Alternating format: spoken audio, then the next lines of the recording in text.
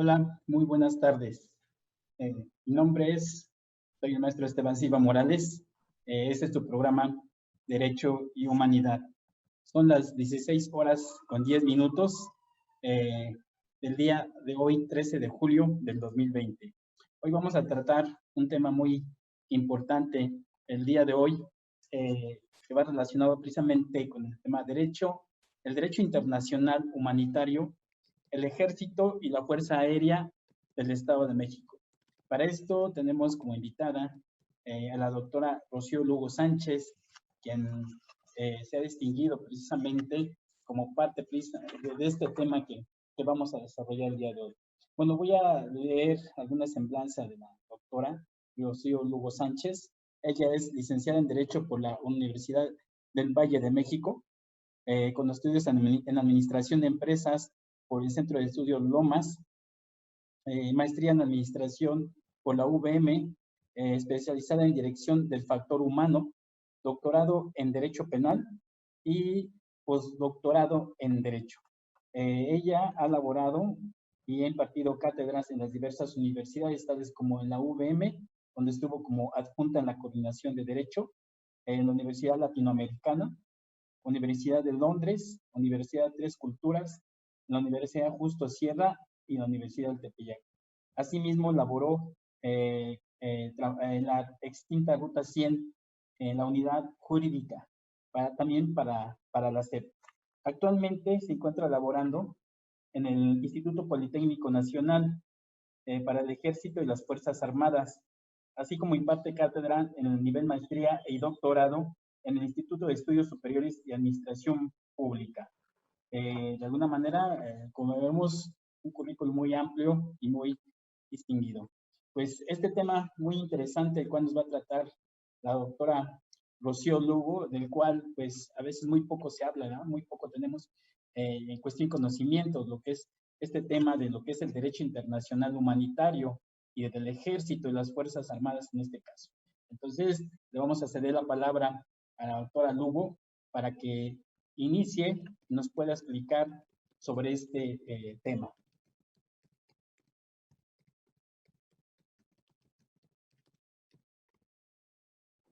Adelante, doctora. Muy bien. Buen día. Es un gusto para mí estar aquí con todos ustedes. Agradezco la invitación. Eh, Buen día a todos mis alumnos que por ahí deben de estar. Por supuesto, no deben faltar. Decano, gracias por la invitación y a la institución en sí.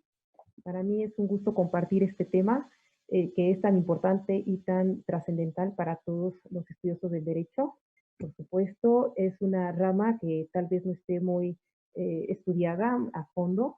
¿Por qué? Pues porque muchas veces pues todos tenemos una inclinación al entrar a estudiar derecho y no siempre es esta parte, pero pues no debemos olvidar que es algo que tenemos que analizar y no perderlo de vista. Entonces, es así como toca el día de hoy analizar el tema del derecho internacional humanitario. ¿Cuáles son los alcances? ¿De dónde viene?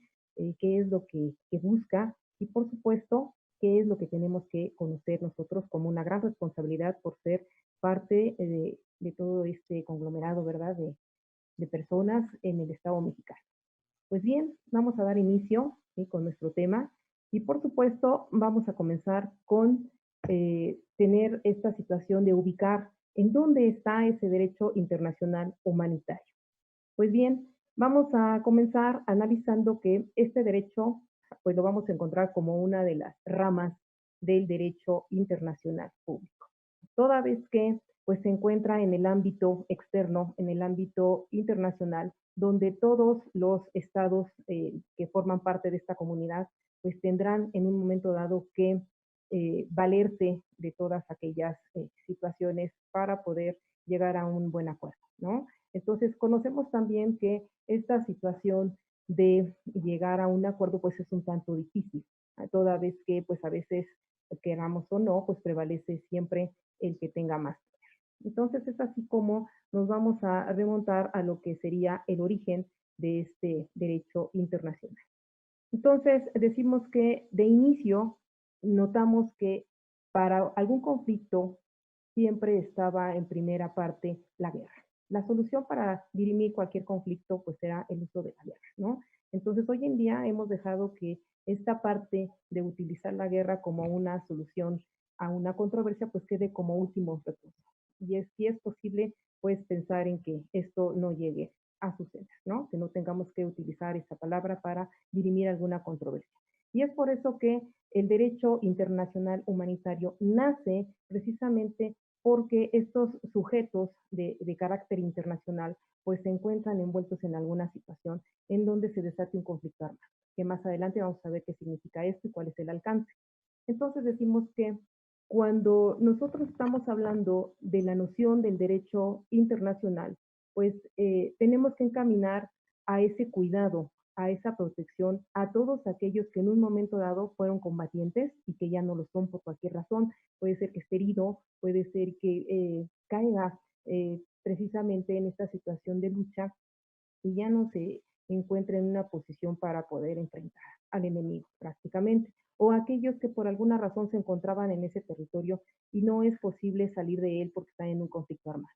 Entonces, toda esta situación obedece a que desde tiempos atrás, pues se venían dando grandes batallas, grandes guerras, ¿verdad? Como lo hemos estado nosotros conociendo a través del tiempo, y es así como el derecho tiende a buscar una solución que no sea tan perjudicial el hecho de tener que ver las víctimas, ver a aquellos que salieron a combatir y que no tienen quien les auxilie.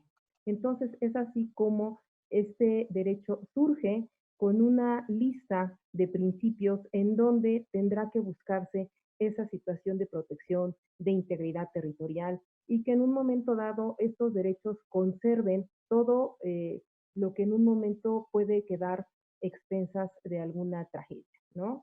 Vamos a hablar de los monumentos, de todo lo que es el patrimonio cultural del territorio que está en ese momento pues en conflicto y que en un cierto lapso puede perder, ¿no? Entonces decimos que se debe conservar una normatividad para que se observen y se obliguen todos los estados a respetarla. Entonces debemos de proteger no solamente el aspecto material, ¿sí? Sino que el ambiente. O sea, el ambiente también es importante, no puede llegar y destruir, no puede tener un punto de ataque que no esté bien delimitado, un blanco perfecto, pues así se tiene que señalar. Entonces son cuestiones que de pronto nosotros pues afortunadamente no nos encontramos en guerras, ¿verdad? No tenemos que estar analizando qué es lo que tenemos que hacer como civiles o qué normas vamos a invocar en un momento dado. Y si pertenecemos a las Fuerzas Armadas, pues tendríamos que revisarlo forzosamente, porque podríamos incurrir en alguna violación a la norma. Entonces, bueno, quedamos que el origen del derecho internacional humanitario, pues se va a remontar hacia las normas que desde la antigüedad han prevalecido del derecho de guerra. Entonces, bueno, ¿cómo es que lo vamos a encontrar? ¿En dónde vamos a encontrar esta normatividad? Bueno, pues vamos a ver que existen 4 convenios muy importantes. Estos convenios versan sobre de qué protección se le va a brindar a las personas, que en un momento dado vamos a tener que enfrentar una situación de caer en manos del enemigo. Entonces, ¿qué vamos a hacer ahí? Si somos nosotros que estamos de pronto de esta calidad de paseo, somos turistas y nos encontramos envueltos en una situación de conflicto armado. Decimos, bueno, pues si yo no soy de aquí, pero ya me encontraron y además estoy en la parte enemiga por si fuera poco. Entonces, ¿qué es lo que va a pasar? Vemos que aquí surge precisamente esta norma que nosotros vamos a invocar para nuestra protección. Entonces, estos 4 convenios han sido de alguna manera la base para que todo aquel que se encuentre en una situación en medio de un conflicto armado tenga esa protección.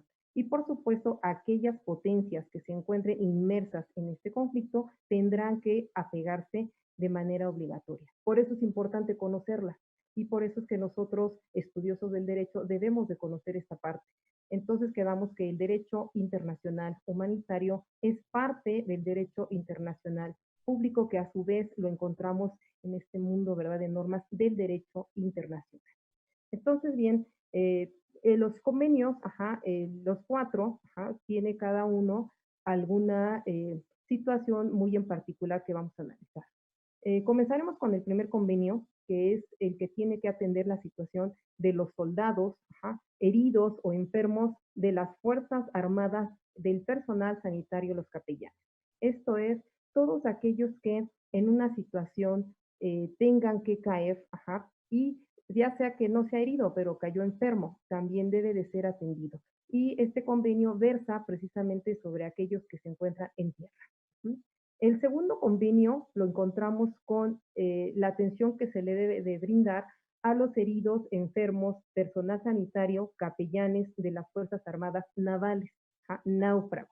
Entonces aquí lo interesante es conocer cuáles son los puntos de vista en tierra y en agua, ¿no? Entonces encontraremos, por ejemplo, personas que de pronto quedan en situación de náufrago, no sabemos si sean parte de ese conflicto o por alguna situación lo encontraron en las aguas. Entonces correrán también la misma suerte de ser apoyados.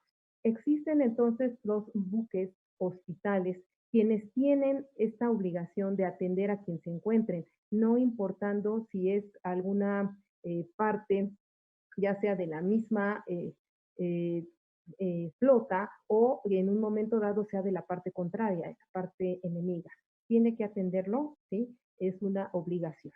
Ahora bien, cuando nosotros hablamos de tierra, pues tendríamos que establecer campamentos en donde la norma me indica ese campamento también debe de obedecer a ciertos requisitos. Por ejemplo, ¿sí? El campamento debe de tener un fondo blanco con los signos característicos que es el de la Cruz Roja. ¿Por qué razón? Porque son signos que en un momento de la historia fueron reconocidos, como es la media luna roja, ¿sí? Entonces, cuando en un tiempo de la historia Henry Dunant hace un recorrido y le toca ver precisamente cómo los caídos en tiempo de guerra, aquella batalla de Solferino, entonces él recorre y se da cuenta que personas no eran atendidas, sino era uno y dos, eran muchos, muchísimos, ¿no? Que estaban sufriendo y que no existía alguna organización, alguna alma caritativa para poder atenderlos. Es tal ese sufrimiento que él nota, que hace un libro y este libro es analizado y por supuesto que se toma en cuenta para que más adelante logremos entonces tener el Comité Internacional de la Cruz Roja. Y es así como también este comité, CIRC, va a buscar cómo integrar estas normas y con ellas darle protección a todos aquellos que lo requieran. Entonces, nace con esta instrucción de dar auxilio a todos aquellos que en un momento de conflicto armado pudieran requerir.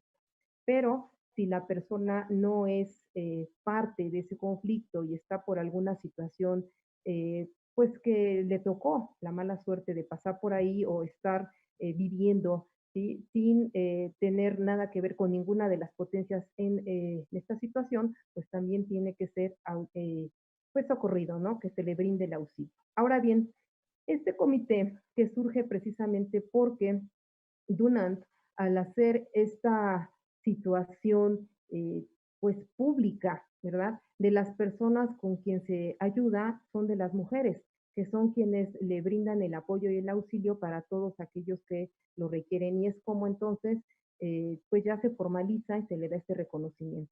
Por eso es que estos convenios recogen precisamente de esa labor, de esa lucha y complementan. O sea, quiere decir que conforme va pasando el tiempo, nosotros nos damos cuenta que los convenios no son suficientes.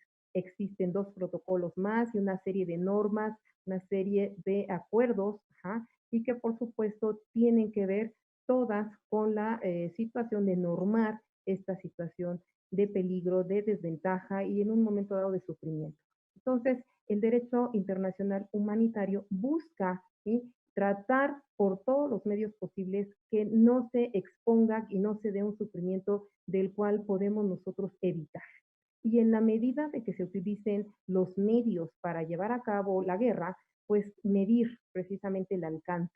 Entonces trata, y hasta hoy día se está buscando, de que se eliminen el uso de ciertas armas, como en este caso las bombas de racimo, que han causado bastante daño, pero que a veces intereses de otro tipo, o sea, nos impiden pues poder decir que ya no existe el uso de estas bombas, ¿no? Hay intereses de venta de armas y en ellas pues las bombas tienen mucho peso. Entonces se busca que éstas pudieran tener un mecanismo que al momento de estallar pues pudiera desactivarse y pasando el conflicto armado pues ya no tenga ningún peligro. Pero esto también implica invertir en el mecanismo de la bomba para que al momento de que estalle, ¿verdad? Pudiera alguna fracción que llegara a quedar por ahí, pues también quedara desactivada.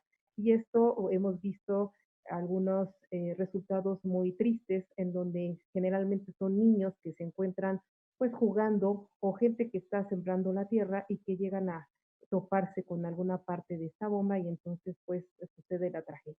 Entonces, esta situación hace que se siga trabajando en esto. Recientemente, no muy lejos, agosto del año pasado, se tuvo el 70 aniversario, ¿verdad?, de celebrar con todo gusto esta parte de los convenios que se siguen ratificando y que todavía hoy en día no todos los países lo han hecho. ¿Sí? Hay quienes firman pero no ratifican, hay quienes no se han aparecido por ahí, pero bueno, estamos en el entendido que estos convenios son para todo el mundo, nos guste o no. Entonces, por eso es una obligación, ¿sí? Es un deber conocer qué es lo que contiene. Los siguientes dos convenios, que es el tercero, pues nos habla de la situación del prisionero de guerra. Ajá, y el cuarto nos habla de la población civil, ajá, en territorio enemigo. Entonces esta parte es muy importante porque no solamente está tocando a los combatientes, sino que en un momento dado también tenemos a la gente que de pronto pasa por ahí. Y entonces decimos, bueno, y esta población que tampoco viene de turista, pero que vive ahí, no tiene para dónde ir, ¿qué sucede con ella? Entonces, en estas normas nosotros vamos a encontrar que es de carácter obligatorio revisar que todos los puntos que tengan que ser atacados sea exactamente cubrir ese blanco y que no tenga, como en el caso de la bomba de racimo, que expandir y caer en un territorio, ¿verdad?, en donde se encuentra la población civil. Gente que desafortunadamente no tiene a dónde ir y que pues muchos de ellos también tienen creencias muy arraigadas en que pues ahí les tocó vivir y ahí se van a quedar y no se van a salir. Entonces lo que hay que hacer es cuidar esa parte porque terminando este conflicto, pues eh, los estados, ¿verdad?, vuelven a su posición y alguno quedaría muy dañado. Entonces por eso, si se va a llevar en un momento dado la guerra, pues tendría que ser en ese tema. ¿Okay? Ok, qué interesante tema, doctora, respecto a esto, lo que es esta parte del derecho internacional. Como decía en un principio, muy poco a veces conocemos de esto, se llega a hablar, pero vamos a continuar, que vienen aspectos muy importantes también que tocar sobre este tema. Y antes de irnos a un corte, quisiera mencionarles que cada convocatoria 2020, donde esta convocatoria te invita a estudiar en las normales de la Ciudad de México, licenciaturas para formación de maestros en educación básica. Para mayores informes de esta convocatoria, puedes consultar las páginas de Radio Info, las páginas oficiales. Ahí encontrarás cómo se encuentran las fechas para poder ingresar en esta convocatoria. Bueno, regresamos en unos minutos. No se vayan, por favor. Tu programa Derecho y Humanidad.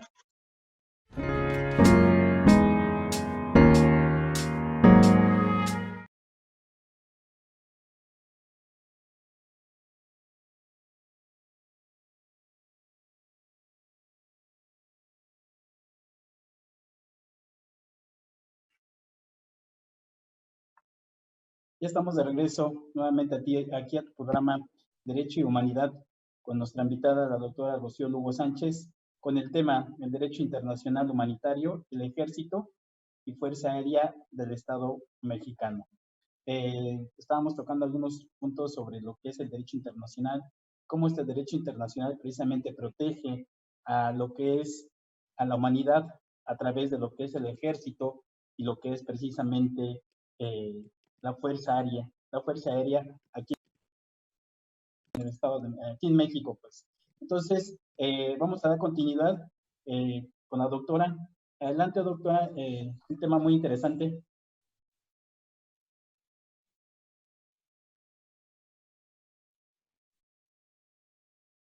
Muy bien, vamos a continuar entonces. Ajá, y pues es importante conocer que el derecho internacional humanitario protege a las personas que no toman parte en las hostilidades, ajá, como son los civiles, las personas que tengan que ver con apoyos, ajá, en este caso podemos encontrar al personal médico, enfermeras, gente que gusta de ayudar, ajá, y que en un momento dado pues ni siquiera cobran, o sea, son voluntarios, así como también a los religiosos.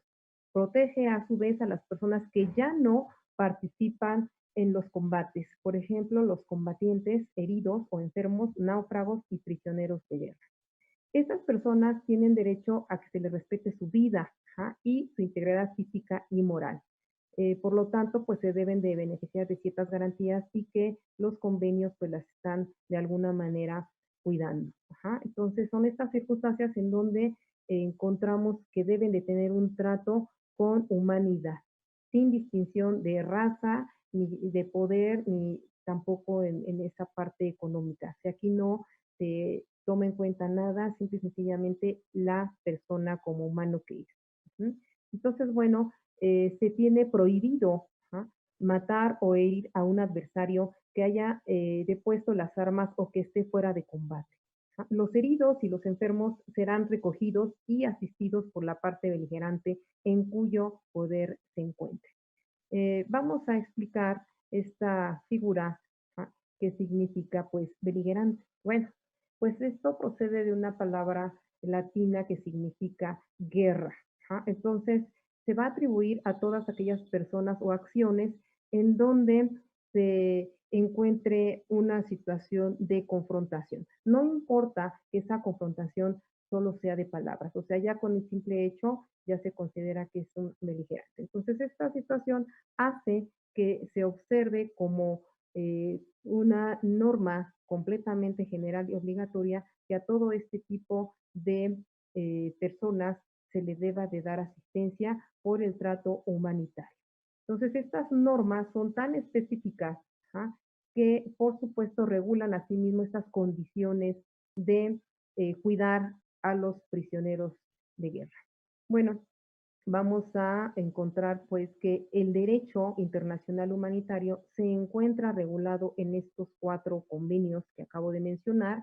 Uno es tocante a la parte de aquellas personas que se encuentran en calidad, ¿verdad?, de desventaja de cualquier forma en tierra. ¿Ah? El segundo convenio es igual, pero en mar, en aguas. Ajá. El tercero habla de los prisioneros de guerra y el cuarto a toda aquella persona que esté en una población completamente dentro del territorio, pero por ser civiles no tengan a dónde ir. ¿Sí? Entonces, esta parte hace que esté cuidados todos los puntos y que en un momento dado notemos que el derecho ha contemplado más allá, ¿sí? En donde nos dice, se ha olvidado las víctimas, entonces existen otros 2 protocolos que van a complementar los de 1977 y por supuesto serán aquellos que tomen en cuenta a las víctimas en una situación en donde el conflicto armado sea de carácter internacional o no internacional. Entonces, esta parte queda ya como englobando, ¿sí?, todas estas normas para que nuestro derecho no quede ambiguo, no quede en un momento de vaguedad o laguna. ¿Sí? Entonces, vamos a encontrar que también existen ciertas restricciones que están obligados a conocer todos aquellos que en un momento dado tengan que ver en una situación de conflicto armado. Entonces, vamos también a conocer qué es esto de conflicto armado. ¿Sí? Lo vamos a ver en un momento más. ¿Sí? Vamos a hablar por lo pronto de estas restricciones para ver justo cuáles son los medios y métodos que se tienen contemplados para poder hacer la guerra y que no sea de manera arbitraria o que incurran en una violación a la misma norma, ¿no? Entonces, el derecho internacional humanitario prohíbe, ajá, prohíbe, entre otras cosas, medios y métodos militares, ajá, que por supuesto no distingan, ajá, entre las personas que participan en los combates y los que no. O sea, está prohibido, tiene que tener bien delimitado quiénes son los combatientes y quiénes de alguna manera están como en un fuego cruzado, ¿sí?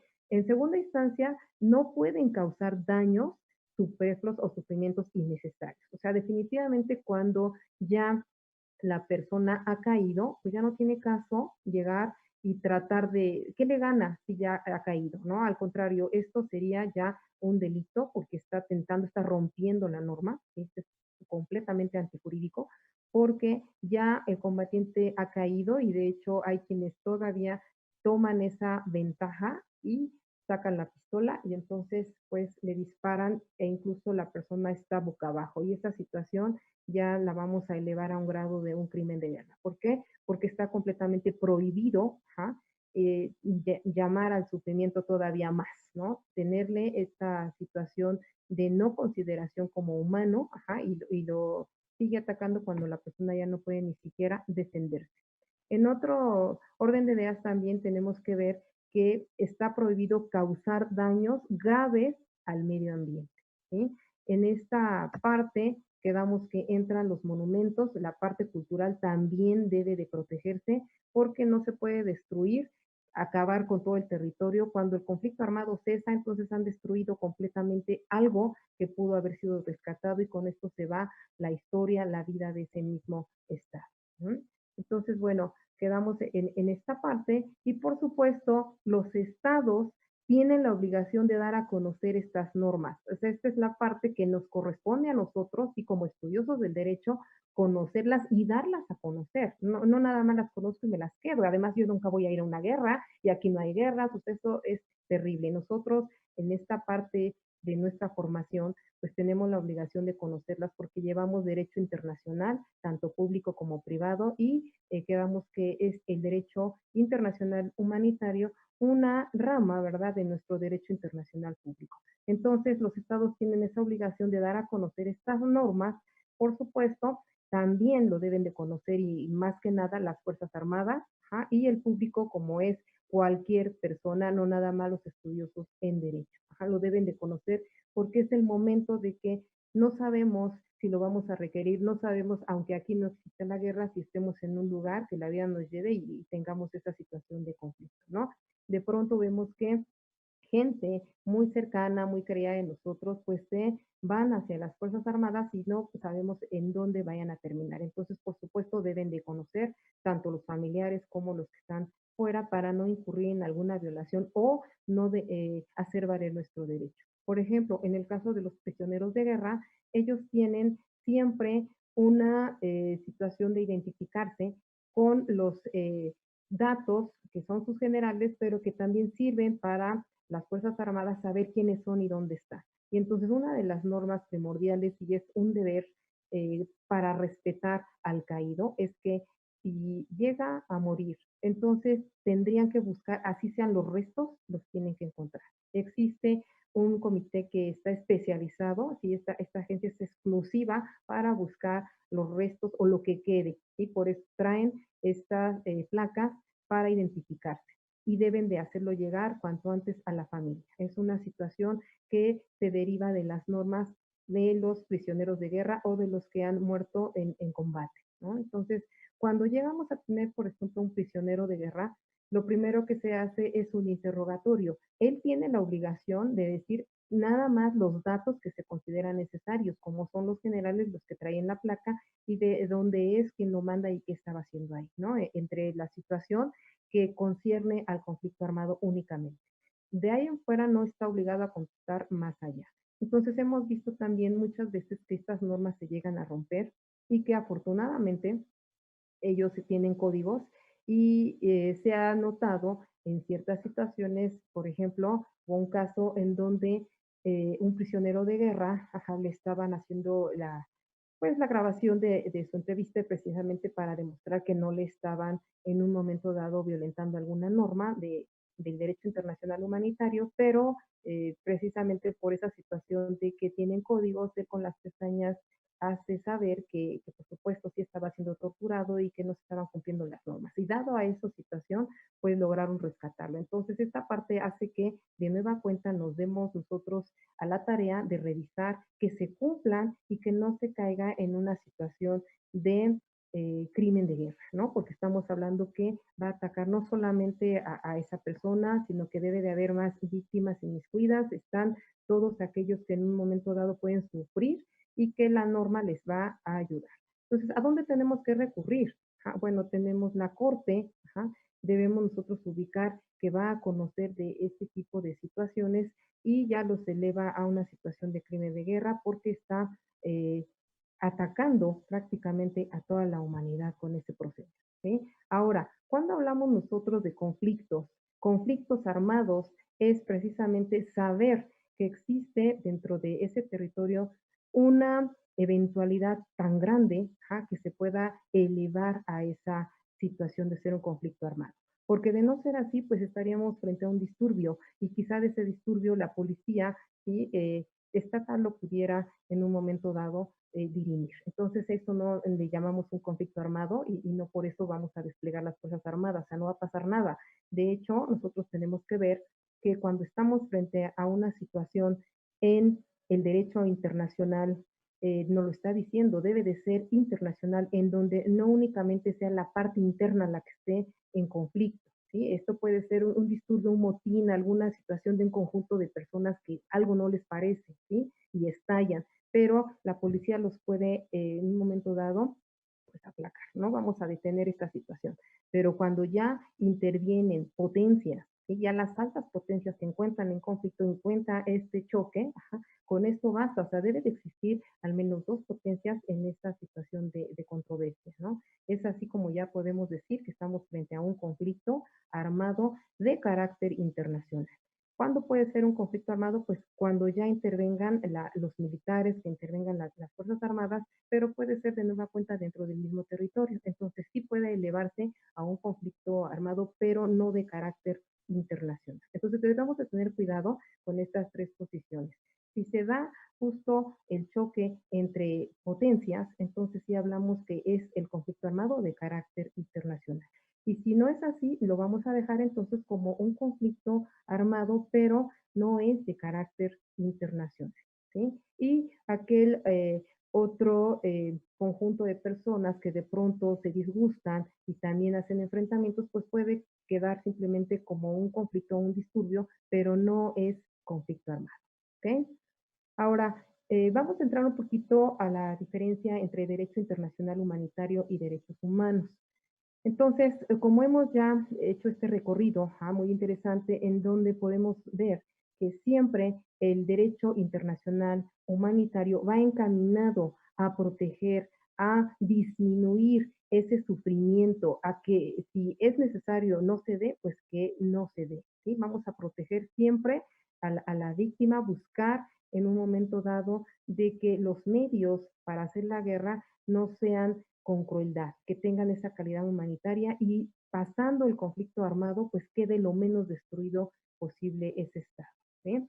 Ahora, los derechos humanos van a aparecer en todo momento, y es que va de lo que una persona en su estado, en ese estado de derecho puede sufrir alguna situación frente a su estado. Entonces vamos a ver que esa situación es la persona frente a la situación que tenga con su propio estado. Entonces, nosotros vamos a encontrar la protección en todo momento, ya sea paz o sea guerra, siempre van a aparecer nuestros derechos humanos. Sin embargo, en el derecho internacional humanitario únicamente va a aparecer en una situación de conflicto armado y que por supuesto tienda a proteger a todos parejo, no nada más es a una parte, sino es a todos los que se encuentren dentro, formen parte o no en ese conflicto. ¿Sí?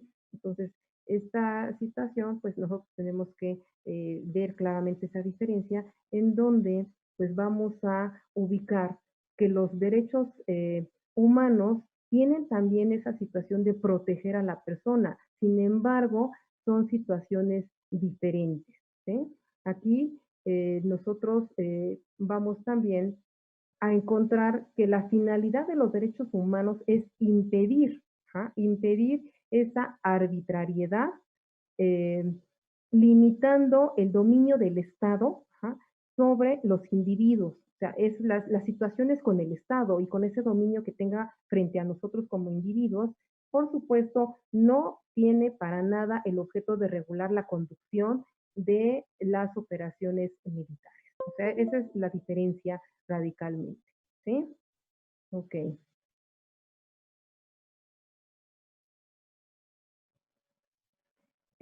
Bueno, nosotros vamos a encontrar que de pronto, existen roles, existen tareas que cada una de las entidades que en este momento, nosotros tenemos, pues tienen que realizar, como lo son los tribunales, ¿sí? Vamos a encontrar que cada uno tiene que atender a una situación muy particular. Entonces, si nosotros estamos frente a una controversia y se da algún crimen de guerra, tendremos que visualizar que la Corte Interamericana pues tendrá que ver cuál es la posición del individuo y si es de su competencia conocer de los asuntos o tendrá que regularlo precisamente los tribunales de justicia, que son los que tienen estrecha relación con la ONU, ¿sí? Entonces, los dos tienen relación, sí, pero prácticamente la parte penal pues la tiene que conocer justamente la Corte, porque es independiente, mientras que Tribunal de Justicia pues tendrá que revisar la situación para que no se violenten estos derechos fundamentales de los individuos, ¿eh?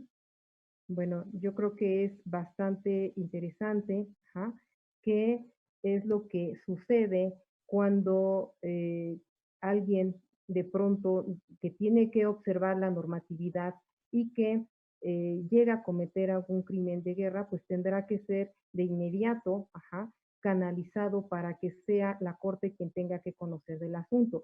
Muchas veces se llegó a pensar que, bueno, seguimos en guerra, pues lo vamos a tener que matar, ¿no? Pues es el enemigo, ¿por qué no matarlo? Entonces, esto no puede ser así. O sea, el problema no es la fuerza, que impongan las altas potencias, ni mucho menos que de pronto alguien cayó en la parte contraria y ahora, pues como es enemigo, lo vamos a tener que matar. No, porque el problema no es con las Fuerzas Armadas, ellas son las que están representando a los estados que están de alguna manera inmiscuidos en esta controversia. Entonces ellos no tienen en ningún momento que ejercer alguna situación de emitir un juicio, de llevarlos a un proceso por ahí en lo oscurito, no, nada, sino que tienen la obligación de ponerlo inmediatamente y en conocimiento de la alta potencia. Ellos simplemente están en su labor de Fuerzas Armadas, pero lo tienen que poner de inmediato a disposición para que sea llevado a juicio y escuchado. Ahora, hay una situación muy importante, es una situación muy importante que debemos observar. Cuando nosotros estamos como prisionero de guerra, por ser prisionero no sabemos cuánto tiempo nos vamos a quedar ahí. Entonces, nuestros derechos son que nos deben de proporcionar para ese tiempo de ocio un trabajo, nos deben de proporcionar alguna distracción. No podemos estar encerrados en un calabozo y no nos imaginen eso porque tiene también estos derechos que existir. Es un ser humano y como tal debe de ser tratado. Entonces, cuando alguien cae en esta situación, de inmediato debe de ser considerado como prisionero de guerra. ¿Por qué? Porque tiene un privilegio, todas estas normas que le van a proteger. Cuando esta persona ya se define su situación, que es lo que sigue inmediatamente después del interrogatorio y de buscar quién es, pues a lo mejor nos damos cuenta que es un espía o peor aún que trae ya delitos que lo andan persiguiendo. Entonces, no por eso lo vamos a matar ni le vamos a hacer un juicio entre lo que es pues el trayecto para que lo presenten, no, sino de inmediato se tiene que poner a disposición porque las Fuerzas Armadas no tienen ese carácter de ser juzgadoras, ¿sí? Tendrá que llevarse un juicio y ser escuchado y vencido en juicio como lo sabemos, porque recuerden que existen, así como están los principios generales del derecho, que todo el mundo los conoce, pues también están los principios que son generales para el derecho internacional humanitario. Entonces deberá de llevar un juicio tal cual en la corte y allá se decidirá qué es lo que va a pasar con él. En un momento dado se ha pensado también qué sucede con las personas que pues están a punto de que sean penalizadas y que sea la pena de muerte la que les vayan a dar. Esto no lo pueden hacer, se tiene también que analizar de fondo, y se da un parámetro arriba de 6 meses para analizar la situación antes de que se proceda, porque no le pueden dar así tan sencillo la pena de muerte, sino se tiene que analizar, ¿sí? Si la persona es también menor de edad, tendríamos que revisar esa situación porque también se busca que las normas protejan a los niños y saber en un momento dado qué es lo que estaba haciendo ahí. También sabemos que hay menores de edad que están inmiscuidos en situaciones de delito, entonces por eso es de que no se puede dar una pena autorizada de muerte así tan sencillo. O sea, se tiene que analizar mínimo esos 6 meses para deliberar y será en la corte en donde se tome esa decisión que procede con la persona. Entonces, por eso es de que siempre que se caiga en una parte de ser prisionero de guerra es lo mejor, porque usted tiene de inmediato todos los derechos que le van a proteger, en tanto no quede bien quién es usted. ¿Sí? Si nos damos cuenta que usted era un simple turista, por lo pronto es prisionero de guerra y eso es bueno. Ya después de ubicar o era algún corresponsal o llevaba algún mensaje, bueno, de inmediato se da la orden para que usted sea trasladado en la mejor manera, ajá, y en el menor tiempo posible hacia su destino, ¿sí? Entonces, no podemos nosotros pensar en que se nos va a enviar, ajá, de inmediato si está la situación en un conflicto, pues muy peligroso, ¿no? Se tiene que enviar con todas las garantías de que usted llegue sano y salvo. En el caso de que se encuentre enfermo, tampoco se puede enviar de inmediato, sino se tiene que pasar para que se revise. Existen hospitales. Ahora, también existe esta parte de contar con los campamentos. Entonces, usted tendría que pasar el tiempo en el campamento o en el buque, en el caso de que fuera en las aguas, hasta que su situación mejorara y ser trasladado, ser enviado de regreso al lugar de origen, porque eso no tiene nada que ver ahí, simplemente fue mala suerte que pasara por ahí o que estuviera en ese momento. Ahora, ¿qué va a pasar cuando nosotros recogemos a un náufrago o encontramos por ahí personas, ajá, heridas? Se les va a dar la asistencia y en un momento dado se tendrá, si estamos en aguas, que llevar lo más pronto posible a tierra y de ahí se traslada al campamento de tierra para que siga con la atención y de inmediato sea enviado a su lugar de origen. ¿Sí? Ok. Ahora, nosotros también tenemos que revisar la parte, ajá, eh, en donde las personas que tienen los problemas, en el caso, por ejemplo, que quede incomunicado, ajá, tiene la obligación, la parte que detenta a esta persona, de dar aviso, que tiene en su poder tantas personas, que tienen en su poder tantos militares y que por supuesto estos tienen que ser de alguna manera informados hacia su superior o en un momento dado hacia su familia. Ahora, no se le puede negar la comunicación, ¿sí? Si se tiene que revisar alguna situación, se le tiene que permitir al superior que pueda ver, pues en este caso ya sería el prisionero, ¿ja? Pero en ningún momento se queda incomunicado. La correspondencia debe de fluir en el caso de que tenga que enviar a sus familiares. Ahora, en cuanto a las cortes, bueno, vamos a dejar en claro esta parte. La Corte Penal Internacional, ajá, llamada también Tribunal Penal Internacional, es justo el tribunal en donde se van a interponer precisamente este tipo de situaciones para que sean revisadas, porque la misión es juzgar preciso a las personas que son acusadas, ajá, acusadas de crímenes tanto de guerra como en un momento dado que puedan dañar a toda la humanidad, como sería el ataque a el medio ambiente o incluso a los monumentos culturales. En este orden de ideas vamos a encontrar que también la Corte, ajá, Internacional de Justicia es un órgano, ajá, judicial de las Naciones Unidas. Entonces, aquí existe sí esta relación, pero es diferente porque nosotros vamos a encontrar que van a conocer de diferentes asuntos, ¿sí? Los asuntos penales nos los vamos a llevar a la Corte Penal Internacional y aquel otro asunto en donde se tenga que hablar de una situación de un individuo en donde se considere se está tratando de manera injusta, lo tratará justo la Corte Internacional de Justicia. Entonces sí tienen relación, pero no son los mismos. Ajá. Ahora, El derecho internacional humanitario no se aplica a las situaciones de violencia que no alcancen la intensidad, de un conflicto armado. Entonces tendríamos que revisar precisamente si no me está pidiendo que tenga o no tenga esa intensidad, es en donde yo voy a recurrir cuando tenga las consecuencias a qué tipo de tribunal voy a asistir.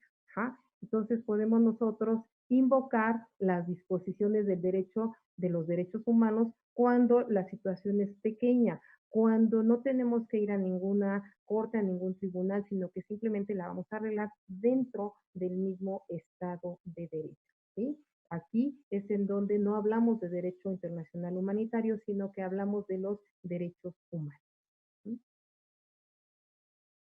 Bueno, entonces, pues, ¿alguna pregunta?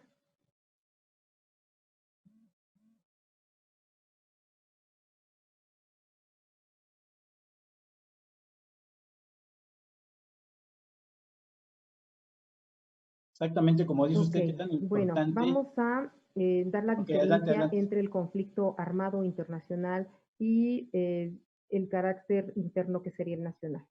El conflicto armado internacional, ¿sí? Es justamente cuando las altas potencias se encuentran en una controversia, chocan y se da la guerra. Entonces, en ese tenor, encontramos que mínimo debe de haber dos.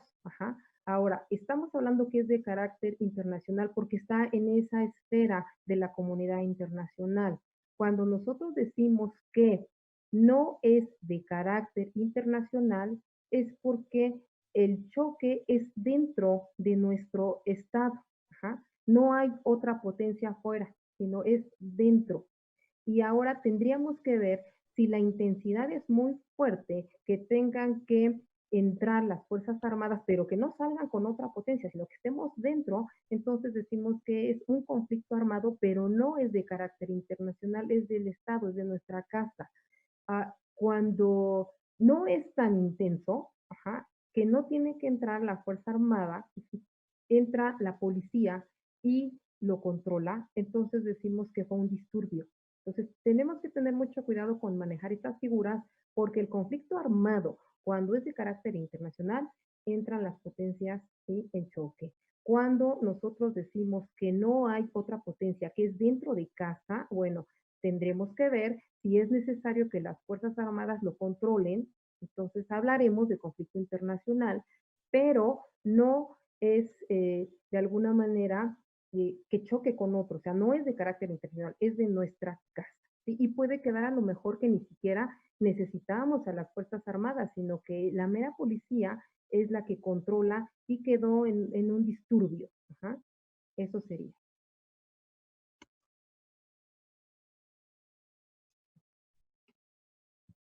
Podemos decir que eh, vamos a ir cerrando, y el derecho internacional humanitario y el derecho internacional de los derechos humanos que conocemos comúnmente como los derechos humanos, pues se complementan, o sea, de alguna manera tienen una relación, pero no son lo mismo, ¿no? La finalidad de ambos es proteger a las personas, pero la van a proteger siempre en circunstancias diferentes. Las modalidades no son las mismas. O sea, eso sí nos debe de quedar muy claro.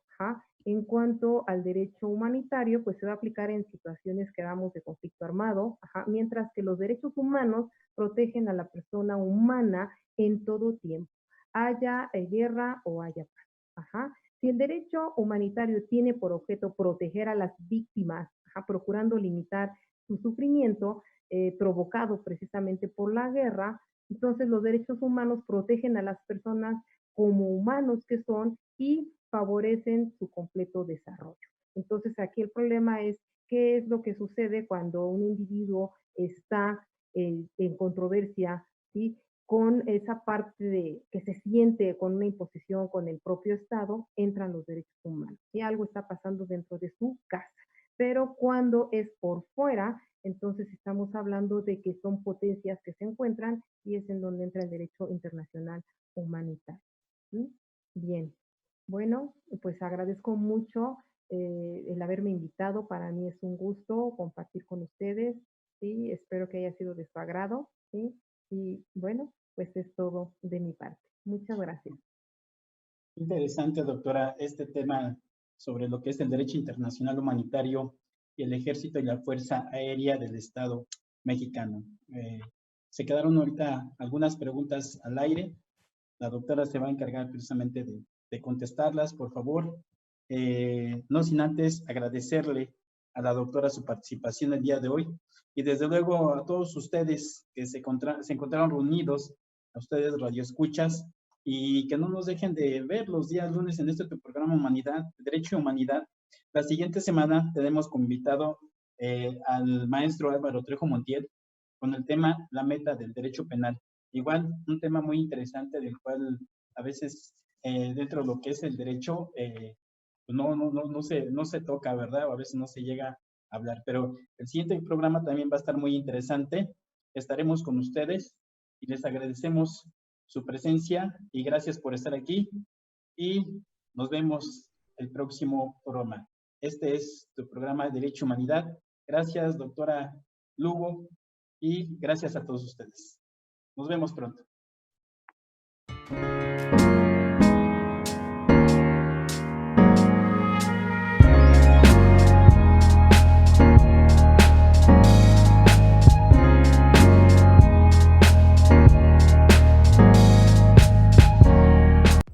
Si te gusta el contenido, dale like al video. Suscríbete y activa las notificaciones presionando la campana.